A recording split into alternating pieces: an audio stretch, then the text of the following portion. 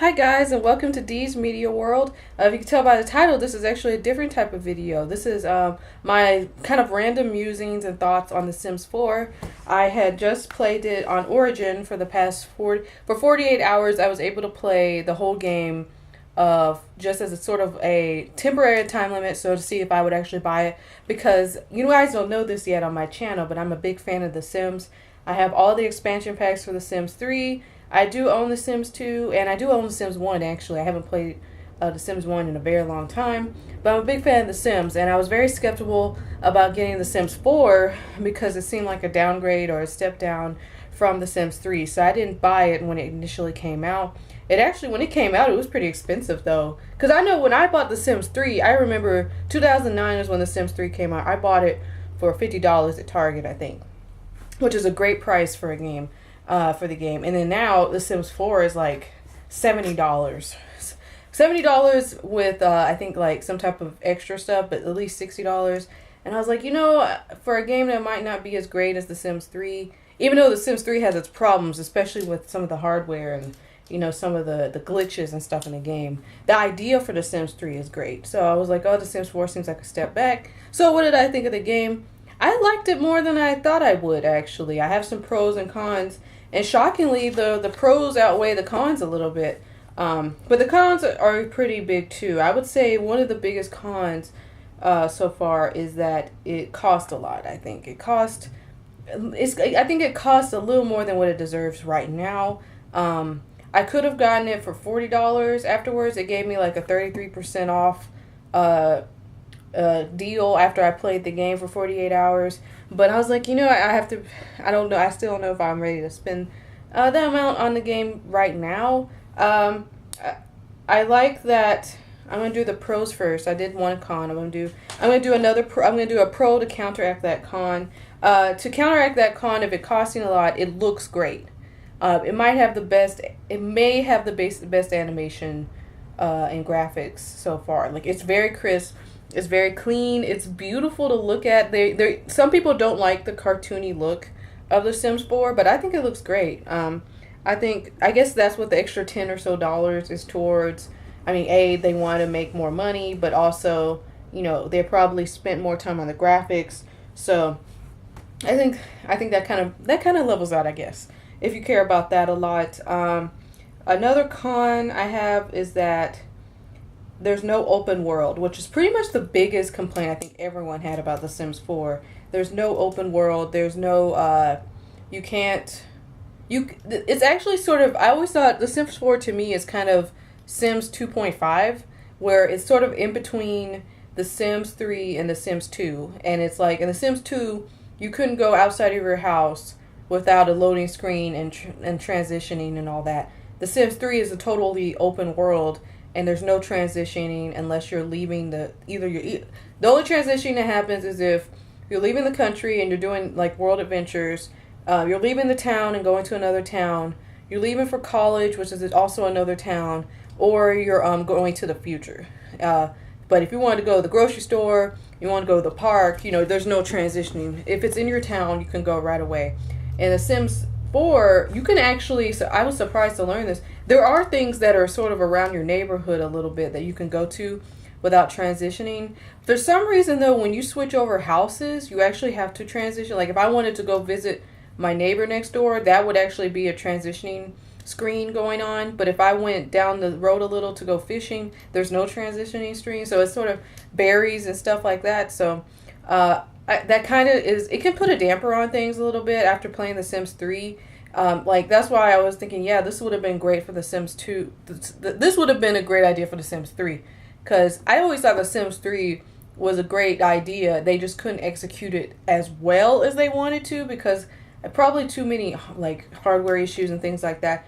But yeah, Sims 3 and Sims 4 always felt switched to me in terms of ideas. Because this felt like a little bit of a step back.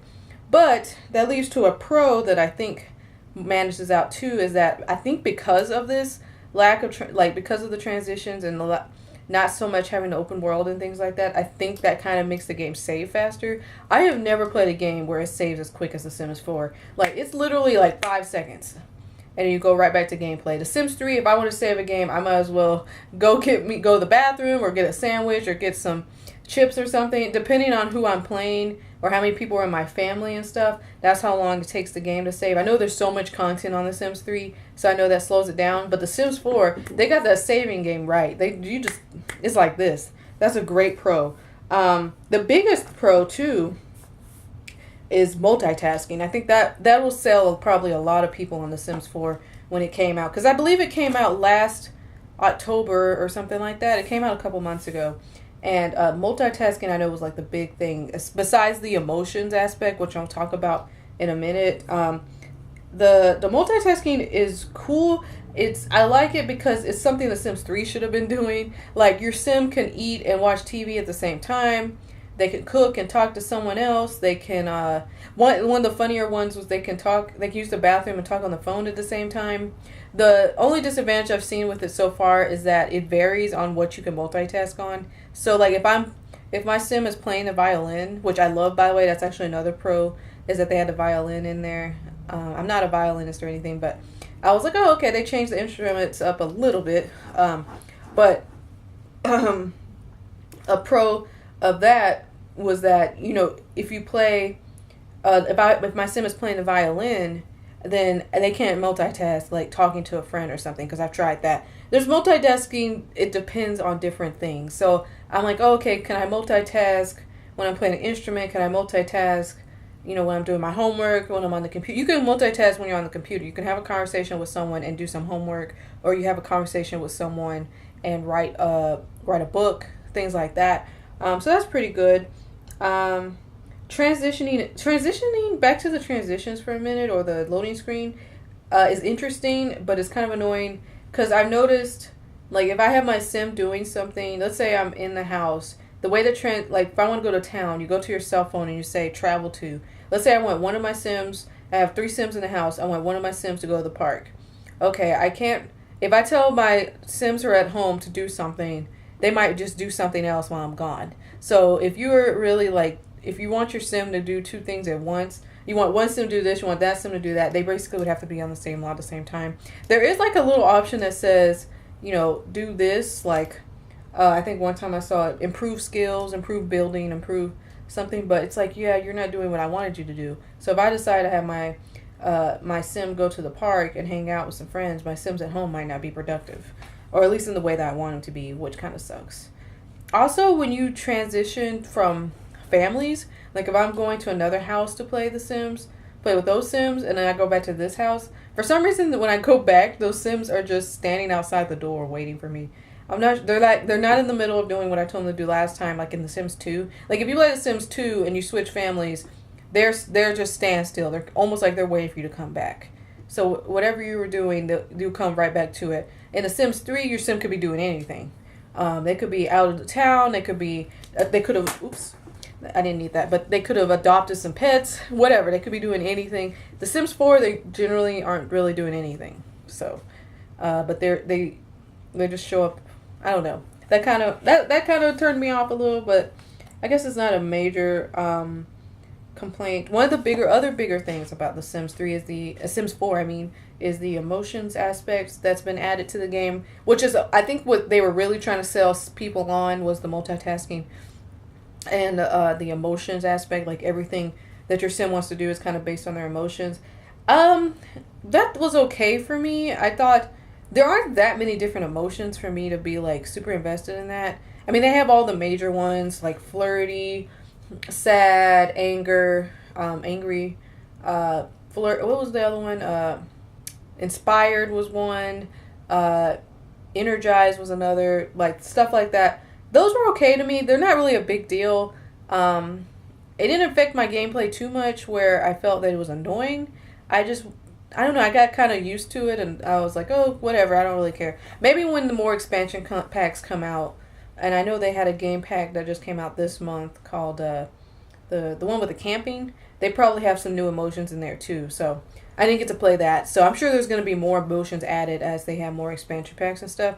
But as far as emotions were for me, it was, I was indifferent to it. I would potentially try to get my sim to to feel a certain way so they could do a certain homework or something. I did notice that if I wanted my sim to be like more emotional in one aspect, that sometimes you have to work at it like you would in real life, which is kind of cool in a way. But to be honest, I didn't care too much about that anyway. It wasn't really that important to me.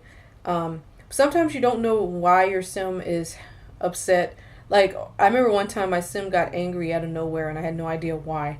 I didn't know what the person said to them. It just said like a socialization thing. One of the house building is great too. It's very fluid. I didn't do a whole lot of it because I'm not big on house building, but I added like a room. I added like a couple rooms or whatever, so my Sims could have their own bedroom, and that was really easy to do. Couldn't have been easier, to be honest. I noticed the Sims. I kind of feel they pick up skills faster. Maybe I'm not sure what the limit is. Like in the Sims 3, actually it's probably 10 still, but I wasn't sure. But it takes 10 blocks or whatever for you to be a master. Whatever, I think it's the same. But it seemed like they'd gain skills faster. One of the downside was that I felt like it takes them forever to take a shower. I don't know why it takes them so long. And I thought maybe it was because I had a crappy shower. But then even when I had a better one, it still felt like it took forever. So, I don't know. The camera isn't that great. To me, you can't move the camera how you want to, like in The Sims 3, where you can have it at an angle or you could have it lower and stuff like that. Maybe they'll change that and maybe they'll add that on later, but that was something I was like, oh my god, like I like having it angled a certain way and I couldn't do it. Another thing I like about it, actually surprisingly, is the create a sim section. It's like that was actually one of the big complaints too, is that you couldn't customize gameplay. You can customize their clothes like you can in The Sims 3. Because The Sims 3, you can do anything with your Sims clothing and items. Like if you want your entire house to be leopard print pink, it could be, and so could their clothes. Here it's like they give you certain color options and that's it. But it didn't bother me as much as I thought it would. I mean, I don't spend too much time on customization in The Sims 3. But yeah, normally I like my sim to look different from everybody else, wear a certain pattern. But here I was like, it doesn't, I still spent a lot of time on it when I first made my sim. I was like, oh, this stuff actually looks really good on them. I think I like some of the hairstyles a lot better in this game than I did in The Sims 3, which was awesome. I like that they added this, what was it called? Like stylized look. That was kind of cute. Like, if you want your sim to look a certain way, someone made a customized look and stuff. That would be great for if they probably would do this later for that gallery or whatever, and they could add that in when other people make. But I mean, you can easily, basically all your sims will wear the same stuff. Like you can't really customize it. Didn't bug me too much. I like that you can actually create like a family member from your genetics really easily. Like if you go to create like the little tab at the bottom for creating a sim. After you already made one, you could make like your parents, you can make your kid, you can make, I think, a sibling that looks kind of like you without you having to do it yourself. Because like in The Sims 3, if you wanted to make a child, you would have to have both parents there. So you would have to create two parents and then that they could have a child or whatever, make what their child would look like and stuff. But I like that made it easier and actually encouraged me to make more sims, because I was just going to have maybe one sim and then maybe a twin sister, but then I decided, oh, I'll just make her a single mom and then bring her mother along and stuff like that. Let's see, what else? I have that. I've really gone over everything. Mostly. I think the game is pretty good. I think that I like it. I like that. Oh, in terms of creating a sim, you can change everyone's clothes at one time. Like in The Sims 3, if you wanted to change a certain sim's clothes, you would have to take that sim to the dressing room and change their clothes. And then you can only change their clothes and not their hair. But in this version of The Sims 4, if I wanted to change all my sims at once, like change them easily without having them all to go to the dressing room, I could change their entire hairstyle and pants or whatever. Like I don't have to go to the mirror and change my hair after I change my clothes, which I liked. I was like, yeah, like there are some improvements for sure in The Sims 4. The multitasking, what I just said with the being able to change your clothes and hair at one time. The house building, I like that it saves faster. I like the graphics a lot. Some people hated the graphics. The graphics remind me of like The Sims 2, like the much more improved Sims 2 graphics. If you look at The Sims 3, and you look at The Sims 4, and then you look at The Sims 2, it's like you can't even look at it. It looks that bad. You get used to it because I played The Sims 2 once after years of playing The Sims 3, and I was like, oh my god, how did I play? And then my eyes eventually got adjusted to the graphics. But yeah, like there's a lot of things that are better in in The Sims 4. You know, the complaints really were that there's no open world. I can't just go there. There's no real. I don't think there was a grocery store or anything like that. Making food is kind of interesting in this game. Speaking of food, you can make. I like the variety of food you can make. That was something I was kind of hoping for. I like because in The Sims 2, I mean The Sims 3, I felt like the food you can make was generally simple, generally obvious food to make, and in The Sims 4 they kind of give you some different types of recipes and stuff, which I like. That's cool. I'm sure they're going to add more to that. I like that for some reason. Not that it affects my life at all, what my Sims eat, you know, what the food they actually eat. It's just the quality that matters, but I thought that was really cool. Overall, I really like The Sims 4, but I don't like it enough right now to buy it. Well, not full price, but even 30% off, I was still like, no, I think I'll wait on this a little bit. I liked it. Maybe when they have like an expansion pack I really want or something. To be honest, I know I'm gonna buy The Sims 4 eventually. I just think it's gonna be when I feel like it, I'll buy it. Like with The Sims 3, I bought like this. I bought like the day it came out. But with The Sims 4, I'm like, yeah, I still think I'm gonna wait even after playing 48 hours online. So I liked it. I haven't played. I think 48 hours was actually like the perfect amount of time to play. Because like when you first start The Sims, you're obsessed with it for the first like 4 to 5 hours of like all the new stuff you're going to do and all the different things you're going to do in The Sims 4. And then after about 2 days of playing, it's like, okay, I'm used to this. You know, what more is there and stuff like that. I didn't really have, by the time before my 48 hours was up, I was actually already kind of tired of playing. And the way that the 48 hours works is that it's 48 hours no stopping. It's not 48 hours of gameplay when you turn the game off. It still runs when you're not playing the game. I think I downloaded it Tuesday. Was it Tuesday? Or it was Wednesday. It was Wednesday, and then it turned off yesterday. So I played, I think it said I played solid 22 hours or something.